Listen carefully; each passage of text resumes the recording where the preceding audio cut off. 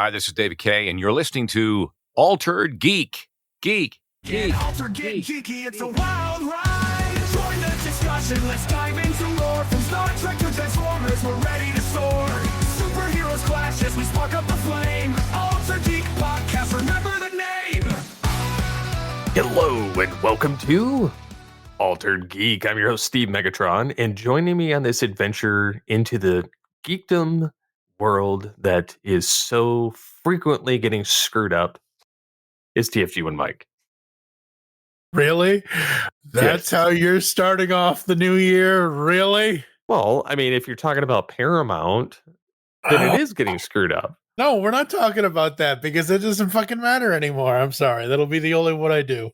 I promise. I look, I it does matter because they're still arguing about it. I mean, we'll get there. I'm so over it. I'm over it too, but it's like, oh, now God. it's the memes of it are entertainment alone. They are. I've been having field day watching it because I mean, before we get into like some of the CES stuff and no, absolutely, various other things, I've been having fun watching this, and it's honestly quite entertaining. Just because we're dealing with Paramount being butthurt. Yep. They were not chosen. And so I've been watching a lot of different memes. Like one of them, it's got like Thanos is WB and then Thor stabbing WB is, Paramount. And then it says idiot. And like it's after several bids of them being, rejected, Paramount goes even lower by filing a lawsuit against Warner Brothers Discovery to seek basic information to enable their shareholders to make informed decisions of whether or not to tender their shares. It's like, and then somebody replying to a post by Discussing Film, who's also a film TV critic, he goes, "Daddy, the bad men won't give me WB. I want it now. Buy it for me, Daddy." Like, it's just, and then I'm just laughing at it, just watching that. And then I posted the one of like Jim Carrey and Liar Liar where he's like doing the face thing. And it's like, they're so incredibly childish over it. You lost, move on. Jeez. Yep. Don't get me wrong. I'm not surprised. But the thing is Paramount is throwing this fit and saying that, at no point can you take this whole thing seriously because Paramount doesn't want Netflix getting them, but they're saying that Netflix getting WB is considered unlawful. However, how is it not unlawful for Paramount itself? They kind of help shape Netflix the way, with their licensing and things. So it's like, whose fault is this? Like, I have no like feeling of like that they should get this. Like this is they've had 8 rejected attempts to buy the studio. Move on. Yeah. You know what I want? All studios to own themselves again and not be a part of a conglomerate. Okay, there's that. I would love for that to happen because in that case we could get Touchstone back, we could get TriStar back, we could get all the stuff back. But really, what I want is I want Mickey to come in because if Disney bought Warner Brothers, we can't. It would be the same situation. I know. I don't care. I don't look. If Disney had Warner Brothers, we could have the Mickey Mouse Bugs Bunny hour, just like in Roger Rabbit. That's the only reason why I want Disney to buy Warner Brothers. I know it can't happen, and that's fine. It is what it is. But I'm just saying. That's the only reason. But yeah, no, dude, like what? I don't know.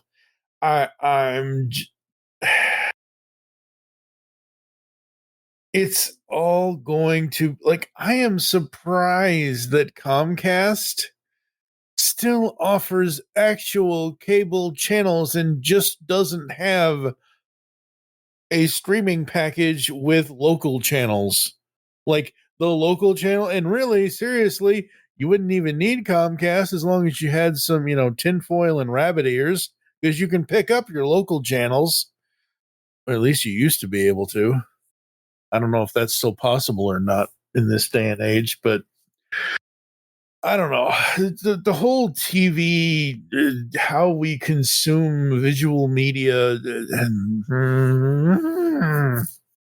it's funny we're talking about this because I literally just published a blog about the YouTube subscription page and how that's displayed, where it basically gives you one option, where it's the first thing is the live feed, whatever channels are. I don't care what channels they are, and I'm not talking about our friends or anybody that we know that does live streaming. I'm not talking about your brother. I'm not talking about anybody. I'm not talking about Chaos. I'm not talking about anybody we know that does live stream gaming or whatever. I'm talking about Disney. I'm talking about NBC. I'm talking about Peacock. I know technically NBC, Peacock, same thing. But like all of the TV conglomerates that are on YouTube that do live channel, Transformers is a big one. Transformers will have 2 or 3 of their various channels on YouTube. I mean, it's all the same channel, but under their blah, blah, blah, they'll have 2 or 3 different streams. Stream Beast Wars 24/7 now on YouTube, yada, yada, yada, yada, yada. But they'll have these as live channels at the top of your YouTube subscription page. And that's the first thing you see on your subscription page. Even on your home page, almost, it's similar. But it's like, I wish the subscription page would have 2 tabs. It would have a live tab, and it would have a different tab for basically everything else that isn't a live video. Oh, no, I know what it was. Live and latest. That's the 2 tabs I want for YouTube subscription page. So the live tab can have all the live videos for all the channels that are actually live on YouTube. And then the latest, sorry, oops, I hit my microphone here. And then the latest tab would have all of the videos that are not live channels. So like, let's say, in my infinite wisdom of publishing 3 podcasts in one day on New Year's Eve for Studio 2009, which I mentioned in the other episode we just recorded for Geekcast Radio, I published episodes 63, 64, and 65 to get them out before the end of the year because they were all timely to some sort of anniversary for 2025, 30th anniversary, whatever. You could see those 3 videos before anything else. Or let's say it's Geekcast Radio, let's say it's the Cinema Geeks channel, or let's say it's Optimus Solo's Geek Showcase channel, let's say it's Comic Concierge's channel. All of our individual YouTube channels have videos coming out. We could all see that in a latest, like, this is the latest from all of these creators. And it doesn't have to just be us as the creators. It could be just any subscription on YouTube that you are subscribed to. But they're not live. They're just uploaded videos. So I think, again, to tie it back into the whole TV, Warner Brothers, Paramount, whatever, I'm over, like, just Netflix made the deal. Sorry, Paramount. You didn't make the right deal. Netflix did. Well, and plus they were more appealing. So it's like, at that point, it's like they've made their decision. Move on. Yep. Stop being a crybaby about it. Yep. I think there's more to it than all of this. Obviously, yes. I think there's some political crap in there too, because that's I'm not going there. I'm just saying I know because they the alignment there is uncanny. Like I'm not swinging either side of the fence. I'm stating public perception based on he hit it over to the left side of the field, folks. He hit it over to the right. He couldn't just hit it down to center field like a normal person. Yeah. So that's why they're more butthurt and being vocal. So Yep. I just want it to be done already. Just do the damn deal, get it done, make the new logo, have it be NWB, and be done with it. I don't know. Yep. I'm assuming it's going to be NWB because why wouldn't it be? New WB? Netflix WB. WB presented by Netflix.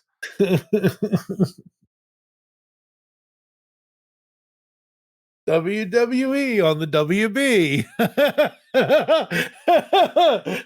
Presented by Netflix. God. Yeah. Anyways. That's crazy. Yeah. So I mean, that's all I'm gonna say on it. Cause like honestly, it's ridiculous. Yep, it's nuts. So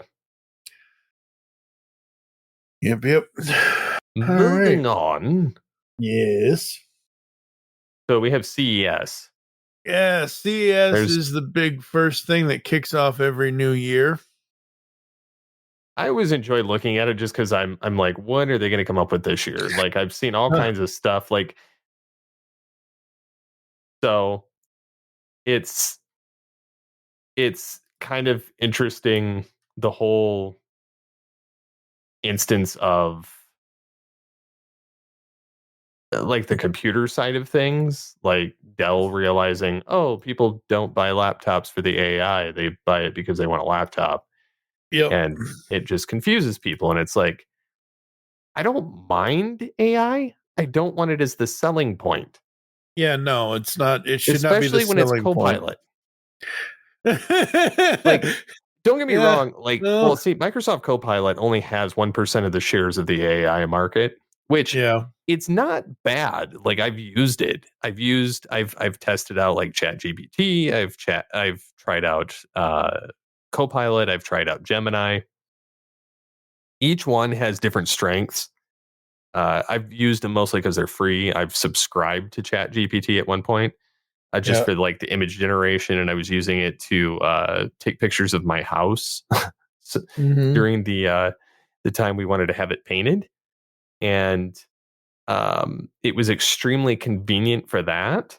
Like I was able to recolor the house, giving it the paint codes. And sometimes it would throw in something weird and, like redo the shutter style or the siding or whatever. And I'd have to like course correct it. But I was also using it to write like plugins for the website and things like that. And so I mean, like each one has its benefits there, but I wouldn't like, I don't want a laptop for the AI. I want it for the hardware. Like I want it for the memory and for the video card. Like I'm currently looking at a new laptop for work. And I'm like, I need something with a dedicated video card, not this crapshoot that, because like literally my computer, it has like the shared memory with the computer. Like it shares the video card memory with the computer. So it's got a 128 megabyte video card, but it's got 12 gigs of system memory. But then if it needs anything for graphics, it chokes out. So then I have to use my computer at home, which has 4 gigs of video card memory, and I have 64 gigs of system memory. Damn. So I had to edit a video for work on my home computer because I couldn't run it on my computer. So suffice it to say, like with, the stuff that they're showing, like Dell coming back out with their XPS line, Lenovo coming out with productivity, creative computers that can be used for graphics and video and things like that are not a gaming computer, but they can do the same thing, as well as having like extendable screens that slide out or slide up to give you more screen space. And so, I mean, there's a lot of cool stuff that they're showing, and I'm like, please, like, I just want it for sale so I see the price so I can be like, hey, I want this computer for work. Yep. Absolutely.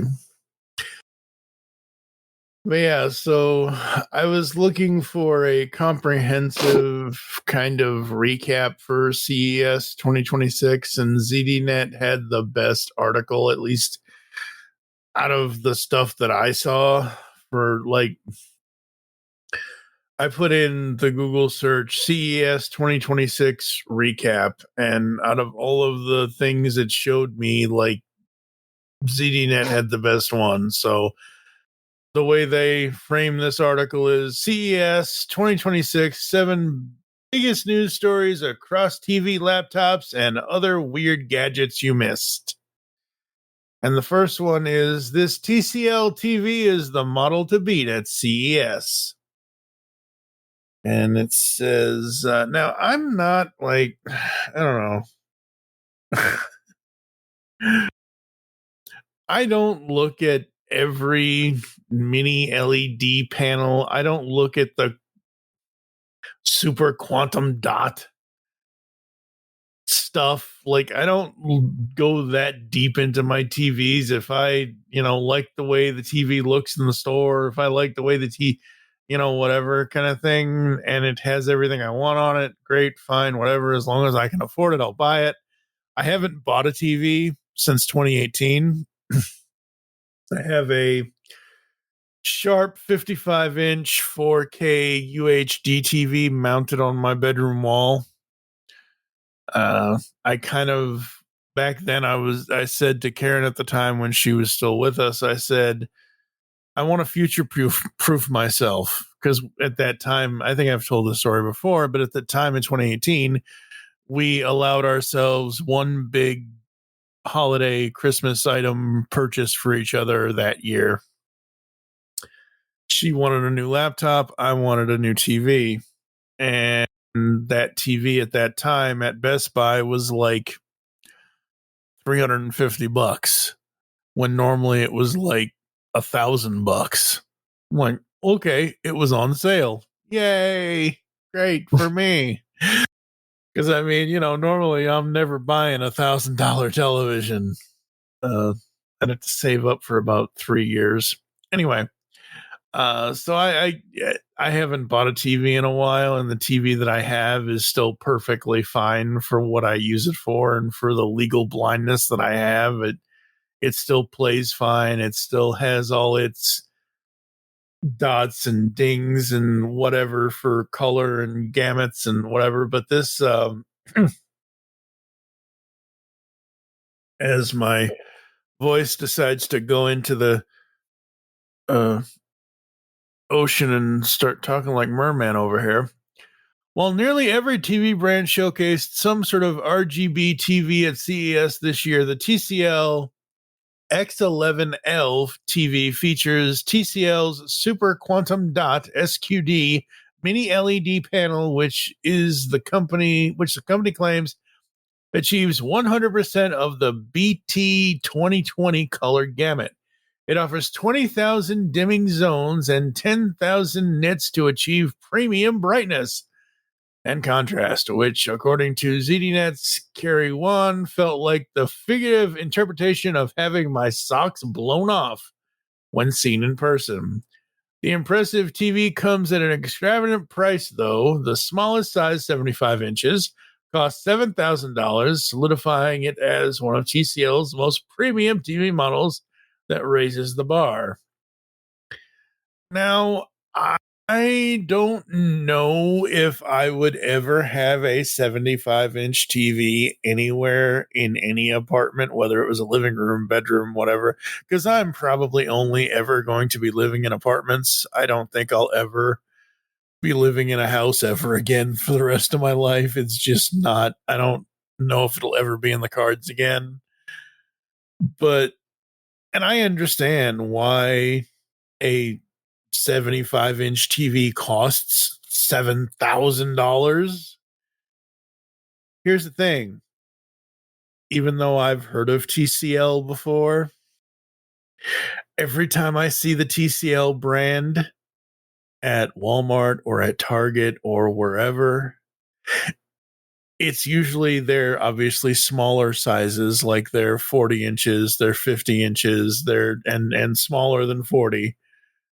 And it's usually in like they're on sale. They're bargain to go. It's the bargain brand. I've always thought TCL was the bargain brand. I've never thought of TCL as like a Sony, an LG, a name brand. I mean, I get it. They are a name brand. I understand they are a name brand, but I've never thought of them as a giant name brand. Mm-hmm. So I don't know. No, but there's that. Dolby Vision 2 content is finally here. Okay. Throughout the week, you'll hear from a lot of TV brands about how their latest sets support Dolby Vision 2, the latest playback standard that promises brighter and more vivid imagery while uplifting the output of your speakers. Among the first content to play the new standard is Peacock streaming content, including live sports. The company announced at CES that soon both NBA and MLB content will be broadcast in Dolby Vision 2. Wait, if this is audio, why is it whatever? Anyway, I know it's audio and video, and will automatically upgrade existing Dolby Vision content to the newer standard. All you need now is a TV that supports the new imaging tech. Okay, so it is image and video. I guess that's kind of cool. I mean, you still need a new TV to do that, but that's kind of cool. Guess you can hear the crack of a bat against a ball a lot louder now.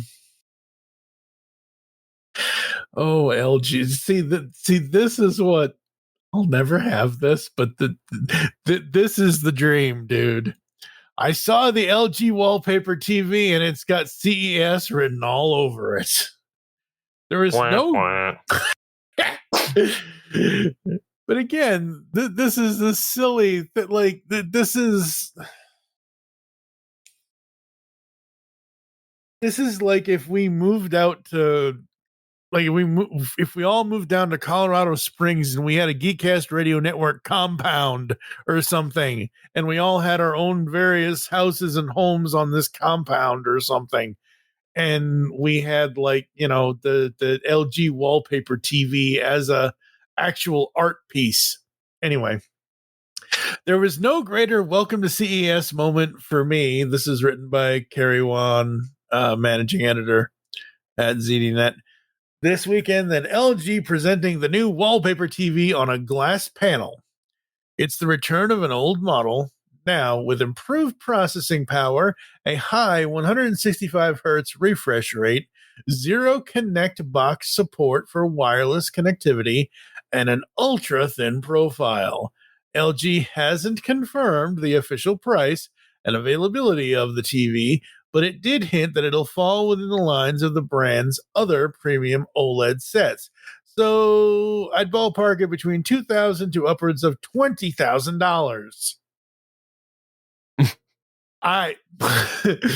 Okay, just the sound of the LG wallpaper TV. I mean, it'd be nice for an instance of like,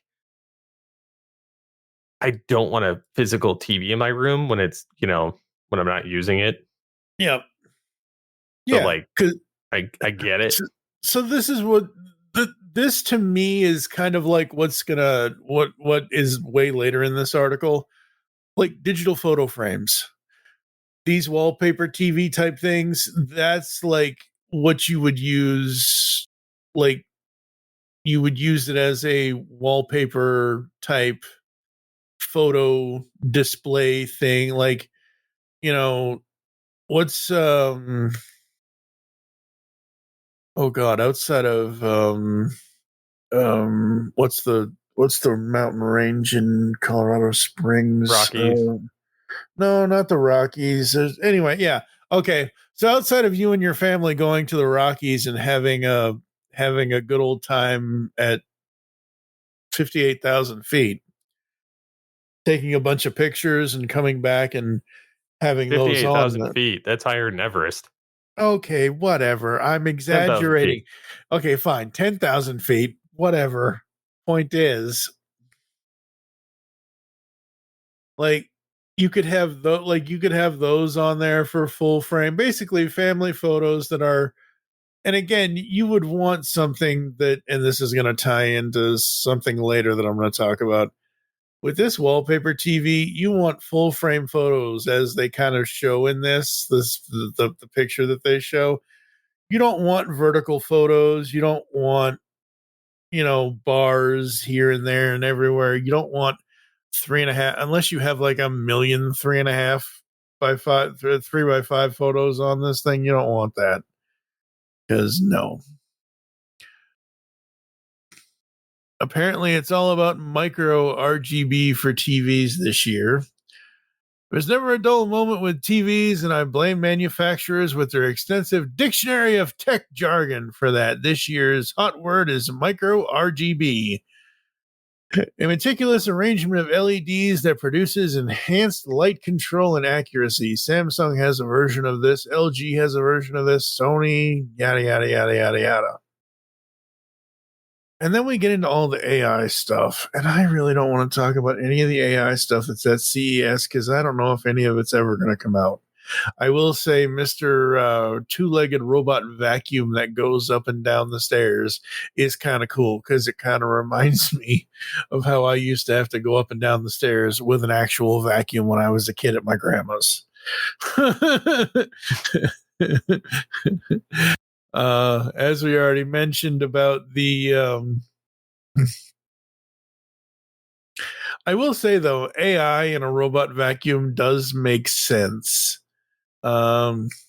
Because a company by the name of Narwhal has unveiled a Flow 2 robot vacuum, which makes one of the most convincing cases for incorporating AI into consumer hardware.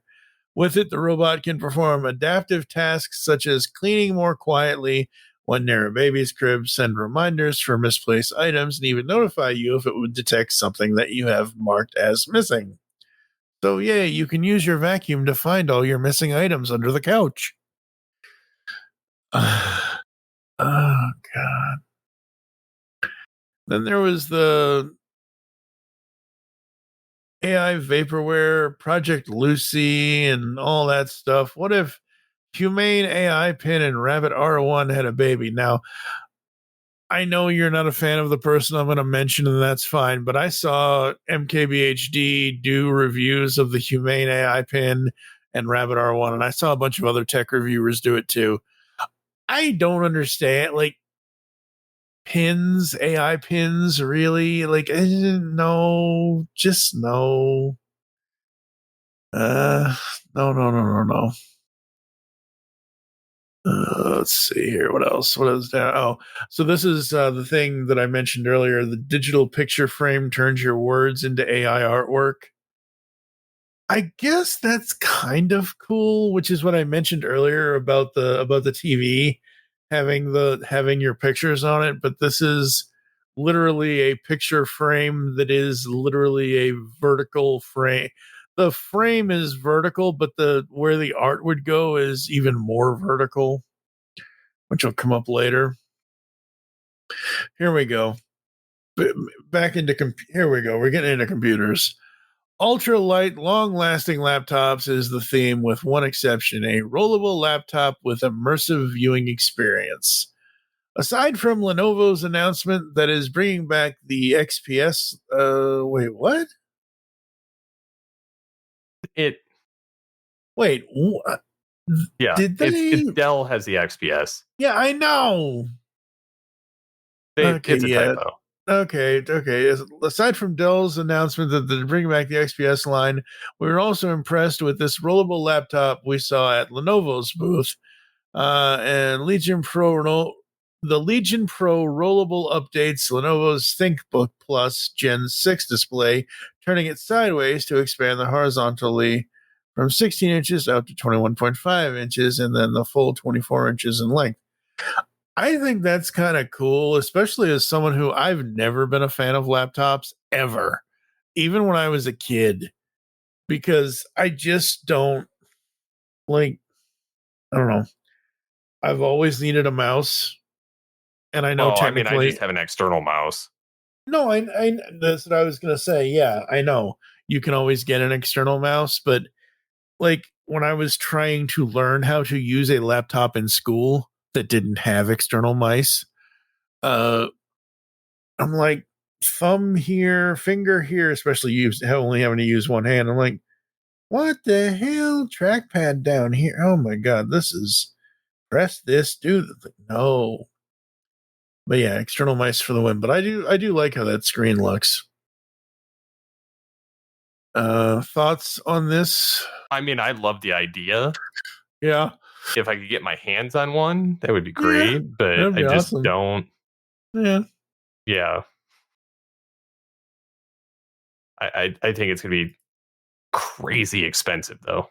Yeah, probably.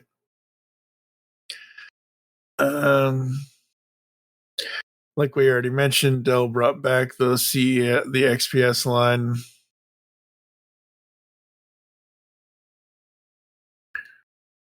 So it's got the new XPS models are built with Intel's latest Series 3 Panther Lake processors, providing up to 57% and 78% faster AI performance in the XPS 14 and 16 models.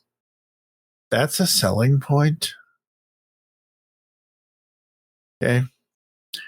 Respectively, plus you can expect up to 27 hours of battery life, a 2K or 3.2K display, and much thinner design. Hey, at least they're bringing them back, right? Through that. Yep. I love the Qualcomm thing, I think. Is this good or bad? Qualcomm's compelling case for buying mid-range laptops in 2026. Qualcomm has announced a new Snapdragon X2 Plus chipset at CES, and it looks promising for mid-range laptops. The main model features a 10-core Orion CPU, an updated Adreno GPU, and LPDDR5X memory. There are also some other nice-to-have features such as Wi-Fi 7 support, Qualcomm Snapdragon Guardian security technology, and enhanced energy efficiency. If it all pans out, we can expect more performance laptops later this year that won't break the bank. Thoughts? I hate this. Okay. I wasn't sure if this was good or bad. It's well, because it just means they're going to be about as useful as a smartphone. Because I mean, it's the same technology. Bad, Qualcomm, bad. Yeah. So I mean, I'm not. It's a mid-range laptop. It's meant, for word processing. It's above a Chromebook, but not quite to the level of something I would use. Yeah. Mm-hmm. Motorola debuting its first foldable. The jury's still out on that for me. I'm not like, I don't know. I've been okay. So for me, the thing about the foldables is the only reason why I want one, and I don't want it to I don't want it to have it oh my god, I like. It isn't like, okay, so perfect example, even though it's across the room. The Hot Rod with Matrix glow in the dark Funko Pop. Hello? It's Hot Rod. I had to have it. Hello? It's me. Had to have it, had to figure it out. Whatever I have to do. I will go to great lengths to figure that out. Agreed. The only shut up. I'm just messing with you. Yeah, I know. The only reason, and I don't even know if it's gonna work. That's my problem. I don't think my dad. Well, my dad won't, because my dad's an iPhone guy. until Apple releases their Fold. But because my dad really isn't, like, he has a phone, he uses it. I don't know what he uses it for other than to make phone calls, and that's it. Like, he sometimes will do texting, but not often. Anyway, point is the only reason why, like, I don't want a tablet. I want a Fold for one reason only. I want to test out the Amazon Kindle, the Comixology version of Amazon, because I want to see what they did to guided view on mobile. And I can't do that on my Google Pixel 7 Pro because it's not the same. It's stupid. It's screwed up. And on desktop, it's even worse. So I figure, I must need a tablet or something similar. And I figure, the Fold, or a foldable phone, I should say, is the next best type of thing because it's a 2-in-1, yada, yada, yada, yada, yada. So I've been looking at foldables since they were a thing, and I've been following that category, and I'm like, oh, cool, Motorola. I'll see it whenever Mr. Mobile, because Mr. Mobile, Michael Fisher, is the king of foldables. He is the foldable lifestyle tech reviewer that I know. I don't know him, but you know what I mean. I follow the guy. Yeah. Okay, so I'll wait on Motorola, but I have seen people talk about the Samsung Galaxy Trifold. Oh God.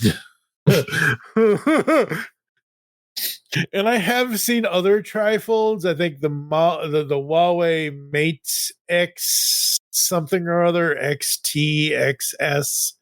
There was some Huawei version of a trifold where the screen folded out instead of in, where the Samsung Galaxy Z Trifold folds in. You actually can only fold this thing one way. It actually literally haptics your hand to the point of, if you fold this more, it's going to break and you're going to void your warranty.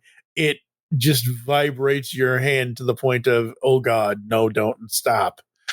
Literally my no, don't, and stop line from how high. Oh God, no, don't stop. All that. But I've seen several of the tech reviewers discussing this, and I only need like a foldable that's a one fold. I don't need I don't need this. But have you seen this thing? Have you seen I don't know if I don't think I've sent you videos of this, but has this come across your feed at all, the Samsung Z Trifold? See, I have no ambition to get this thing. Right, I know you have no ambition to get it. I understand that, but have you seen it other than in this photo here? No, but I don't really follow the foldables. Like, if I was going to get one, it would legitimately be for the Razer. Oh yeah. Yeah. So, like, I don't love the idea. I mean, I like the idea of them because they get bigger, but at the same time, I don't love the idea because at some point they're going to be damaged. Right. And I think with the Samsung Galaxy Z Trifold, I think the cool thing about it is I don't know what this spec is off the top of my head. I don't know if it says it in here. Does not give numbers. I think the outer screen, if I remember correctly, when it's fully folded, it's a 6 and something. It's like 6.2 or 6.6. It's like it's a very thicker, normal, regular outer screen phone. When it's in the unfolded state, it's basically a 10-inch tablet. Very thin 10-inch tablet, but it's a 10-inch tablet. And I don't know, the idea of being able to carry that around in your pocket, I don't know. It's not something I want, but just the idea of that could exist, and whatever evolution the Samsung Galaxy Z Trifold 2, 3, 4, or whatever evolution Google uses with whatever their folds are going to be, has me curious.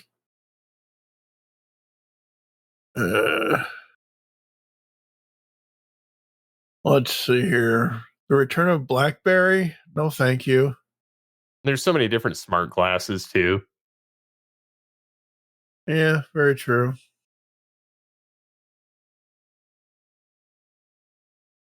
Oh, okay. So this is I will say this is again another Michael Fisher thing. It's not a Michael Fisher thing, but so the return of BlackBerry. Smartphone enthusiasts, particularly those who long for the days of BlackBerry, are likely familiar with the brand Clicks. This year, the company is releasing 2 new accessories, one in the form of MagSafe keyboard that doubles as a wireless charger, and another that functions like a BlackBerry. The former, Click's Power keyboard, is launching at a relatively accessible price of $79, and as a snap-on nature allows you to operate your phone in both portrait and landscape orientations. The Click's Communicator, because Michael Fisher is a Star Trek fan, features similar physical QWERTY keyboard, but also has a display 3.5 millimeter headphone jack and micro SD card slot, effectively serving as a secondary device for messaging that will go on sale later this year for $500.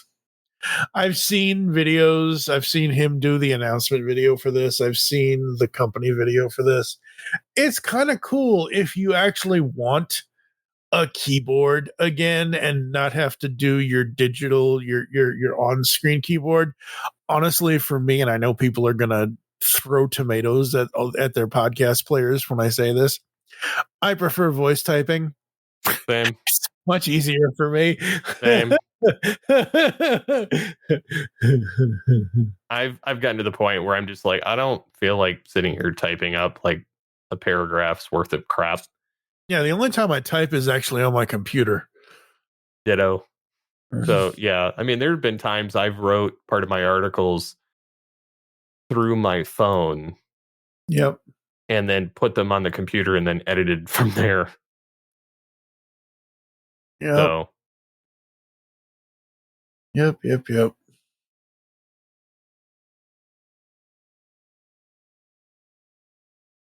So I think the last thing I'll mention this really quickly, and then we can probably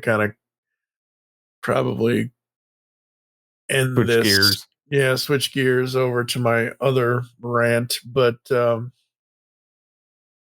voice-based health tracking from Luna. The health wearables on the market today all sync up with an app to tell you your health metrics. But Luna is changing that. At CES, Luna introduced the Luna Band that offers voice-led health guidance powered by Luna's AI engine. So wearers can record health information without opening the app. This means wearers can log their mood, meal, or workout in the moment without the fuss of grabbing their phone, opening an app, or logging manually. The Luna Band uses an AI engine that connects to Siri to deliver health biomarkers like sleep activity, stress, nutrition, and moods through earbuds or other compatible devices. Oh, so it's only an Apple thing right now. That sucks. Figures. But yeah, I mean, I've seen things like this before, like even when I was writing tech articles as far back as 2019, and I was writing stuff about things that were coming up at CES. There were things like this. Yeah. They're just with AI engines now, which it can be good and bad. Like AI is good in some regards, like, as far as like helping gather information or helping to, work through a difficult, edit or process. But it can also be wrong. And when you're talking healthcare, there's the high possibility somebody's going to get misdiagnosed and they're going to sue. Yep. Yes, exactly. Please don't sue. Or just don't trust the AI, have a brain. Yeah, exactly. That too. Yeah. Yeah. Before you go on to your next subject, Yes. I got something rather cool for Christmas. Oh, okay. We're doing a Christmas break. Well, I'm doing, just because I'm looking across my office right now and I can see it. I got it's like the Jada Toys, like Nano middle fig. it's like a metal car of the DeLorean from Back to the Future 2. Ah, nice. Yes. My son picked that one up for me, just because I was pointing it out when we were going through the toy aisle, because we always go through the toy aisle when we go to like Target or Walmart, and we were at Walmart, and they took that opportunity to get that for me. Awesome. And Very cool. that was my oldest. My youngest decided to buy one of the Playmates Toys Power Ranger morphers for me. And he mentioned how it looked. He's like, didn't you want this? Like, and I was showing like, oh, there's a Vegito or whatever on the shelf, and that I didn't have yet for my Dragon Ball collection. And I have the larger version of it. This was just like the cheaper one to go with it. And I'm like, I don't need it. It's cool, but I've put it down before.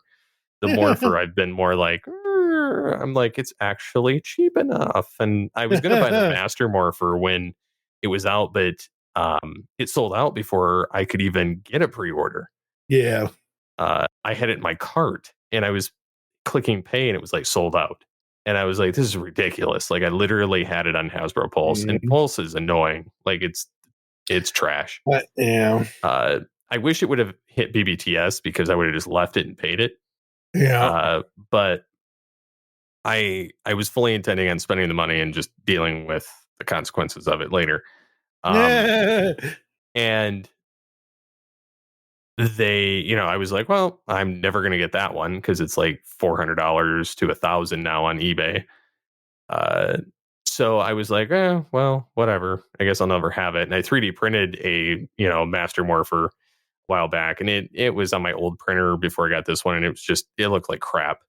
It was super janky and like just junk. So I never printed a coin for it, so it just sat in my cabinet next to my Rangers. And then my son got me this, Morpher from the Playmates things, and it's got sounds and it lights up, and they're like, how does it work? And I did the morphing sequence, like the whole hand pose thing, and flip the Morpher and pop it open, and they're like, oh, that's awesome, that's so cool. And so I told them, I says, I'm going to turn this into a Master Morpher. And they're like, how are you going to do that? And I says, I got skills. That's right. So I went to Walmart and I bought like a can of gold, like metallic gold spray paint. And it's not like fully metallic, but it's so blasted. Like, it doesn't have the glossy sheen to it. And I probably could have sprayed that on there.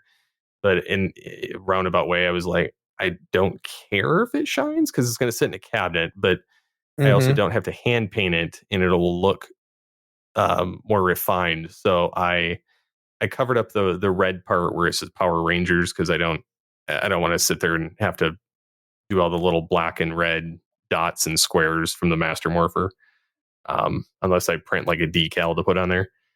So I took the Morpher, I taped the crap out of it, taped up the part where the coin sits. I sprayed the coins because they were like a weird flat matte bronze color. Yeah. And the Morpher was just like this pale gray, and it just looked cheap. And so anyways, I sprayed them all gold and took everything off. Now they shine like the coins do, and so does the Morpher. And then I painted the sections that, where it has the kind of arrows on the Morpher itself. In the center that are supposed to be black. Anyways, they were like a dark gray or a medium gray on a light gray. And I was like, this looks stupid. So I painted it black. And then, so anyways, it's sitting in my cabinet, and I'm like, okay, I'm perfectly happy with this. Now I got to print some Tommy Oliver coins. And that's right. And I mean, I know in a year from now, they'll probably come out with his Morpher. and then I'll probably buy it anyway. Yeah. But or I might not. I mean, if I print them and they come out fine, I'm just going to leave it. Yeah. But I was like, yeah, this is cool. I'm excited about this. Very cool. Very cool. Yeah, I completed the Batman Beyond Funko Pop line last year.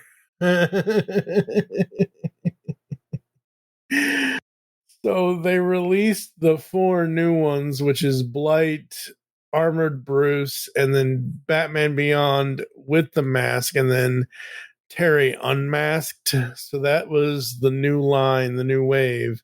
And then at the end of last year, right before the holidays, they had New York Comic Con. And of course, at New York Comic Con, they had to have a Batman Beyond figure that was exclusive to that. And that was a battle damaged version that was based off of the Lost Soul episode where the suit is damaged. It's the episode where the suit's damaged and they have to repair it because Vance he invaded Terry's suit and green and red and whatever and all that. So yeah, that was my Christmas. So yep. Now if only Batman would stand up without falling down. Don't fall down. Don't fall down. There we go.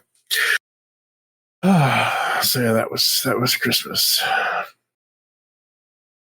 Speaking of the new year, folks, as of January 8th, the news came from comingsoon.net. At least that's where I got it from. But Disney apparently was at CES this year. Per the Hollywood Reporter, Disney Entertainment and ESPN executive Aaron Teague has confirmed that the company will officially be adding. I can't reach the bottom of my desk to hit my head against my desk for this, but short form vertical video on Disney Plus as a new feature that is expected to launch over the next year. This comes after ESPN introduced Verts into its app last August. It was described as ESPN's modern video experience that reimagines the way sports fans can watch video clips. Its launch helped Disney with understanding the user response to vertical video. We want to bring the best of what makes our live products great, from ESPN to ABC News to Hulu Plus, live TV, and all into this unified environment, Teague said. We're also thinking about mobile-first experiences. We know that mobile is an incredible opportunity to turn Disney Plus into a true daily destination for fans.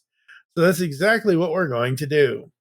She continued, over the next year, we are introducing vertical video experiences on Disney Plus. Think all of the short form Disney content you want, all in one unified app. Over time, we'll evolve these experiences as we explore applications for a variety of formats, categories, and content types for a dynamic feed of just what you're interested in, from sports, news, and entertainment, refreshed in real time based on your last visit. Please, God, no. No, don't, and stop. What the hell is wrong with you people? Oh my God. Okay. So for clarification, they do specifically say this is for mobile. So thank God I don't watch enough Disney Plus on my phone. But when I first saw this, I'm like, I swear to God, if you people show me a vertical video on my 55-inch television, I'm going to kick your ass and then unsubscribe. So it's for the mobile app, and that's fine. That's great, whatever. But, like, I just don't get it. Like, I understand if you want to see a sports highlight, or if you want to see a news story highlight, like, whatever kind of thing on ABC News or whatever, that kind of thing. And I get it if you want to see, like, literally, I just saw the full frame version of the Disney, whatever it was. What was it? It was Doof and Perry. Oh, it was the Chibi thing. That's what it was. It was, where is it? It's down here somewhere. Where'd it go? Come on, YouTube. Show me the green. Show me the green. Super green. Sorry, I had Fifth Element in my brain for a second. I'm just gonna look in my history then, because apparently it's not gonna show it to me in my subscription page. Why would it do that? So anyway, there was a video that came out the other day. There it is. Dr. Doofenperry take a day off. Chibi Tiny Tales. So they did this full thing. It's a 1 minute and 11 video. Apparently, they also did that with vertical video. Since shorts on YouTube can be up to 3 minutes, it's technically a short. So I guess they're going to do that stuff also now on Disney Plus, which is fine as long as it's just the mobile app and not the website and not the TV. Because if you do it on my TV, nope. Mike's going to riot. Oh, yeah. Oh, yeah. A rioting will be happening.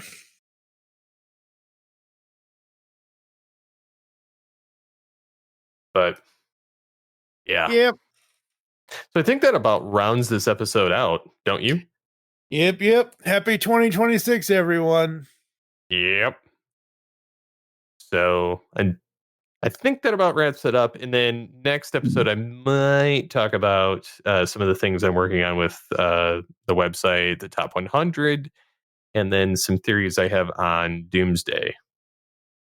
Oh, we're gonna do Doomsday trailers, are we?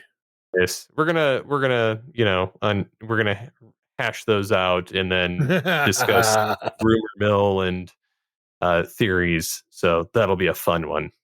Yes. I'm so glad I waited for all those to actually come out, because I saw a couple of fake ones or a couple of users. Oh, there were a ton of fake ones. Oh my God, no, don't. And like, I wanted to wait until there were actual trailers from like every time a fake one came out, I immediately went to the Marvel Entertainment YouTube channel. I'm like, nope, if it ain't here, it ain't nowhere. Agreed. So, but yeah. So until next time, thank you for listening to Altered Geek. You can comment on the episode post on the website, geekcastradio.com. And of course, you can hit us up on the social medias on Geekcast Radio Network or at Geekcast Radio. And until next time, get altered, get geeky with the Altered Geek. From classic icons to new sci-fi dreams, with every episode we'll unravel the themes. Let's geek out and laugh, keep the spirits high. Together we'll journey, reaching for the sky.